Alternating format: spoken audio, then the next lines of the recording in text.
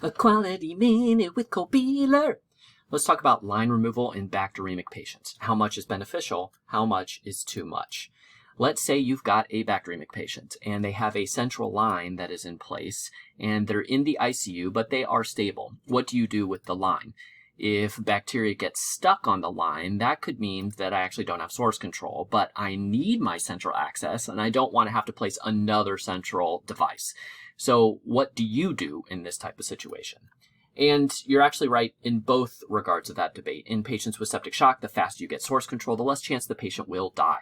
But at the same time, unnecessary replacement at alternative sites increases mechanical complications, colonization, and infection risk, not to mention serial reconsults to the vascular access team. So what is one to do in the setting of bacteremia? Well, the first step is to build your assessment of the bacteremia source. So this is how I think through line Yanks in bacteremic patients. First, some organisms like Staph aureus, Pseudomonas, and Candida just do better when the line is removed, regardless of the source. This should be contrasted to enteric flora, which really don't commonly stick to intravascular devices and usually have alternative sources like the GI system. If the line looks grody, I'll remove it. If I can't get them clear with appropriate antibiotics, I'll remove it. And of course, if you have no idea what's going on and the patient is trying to die, getting that line out as you're collecting data, regardless of any of the above factors, may be prudent depending on what else is going on. This is not meant to be all-inclusive as a way of managing lines in bacteremic patients. Your assessment of that individual patient should dictate your management. But we should move away from protocolized line removals and retentions in all patients, regardless of the clinical setting. All of the data showing benefit of line removals have inclusion criteria that prove that the line is the source of the bacteremia.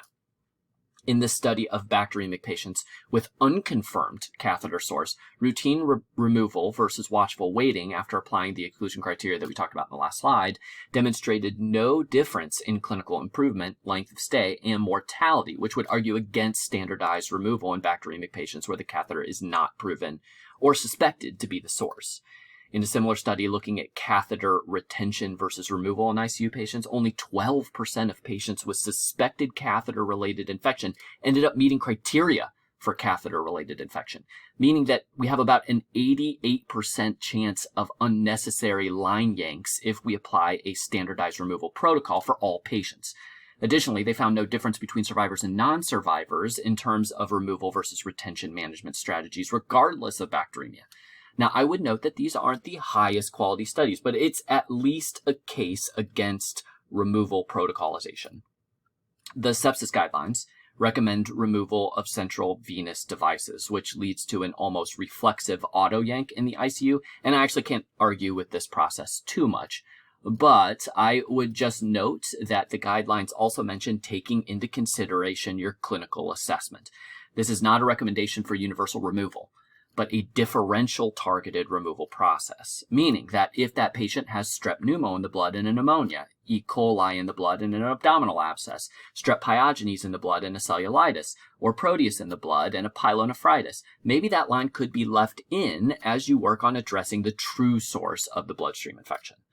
Okay, so in my opinion, standardized removal of all central lines in bacteremic patients is not necessary if they are clinically stable, they have a more plausible source of their bacteremia, they don't have an organism that requires device removal for a mortality benefit, they don't have evidence of metastatic infection, and they don't have local signs of infection at the exit site.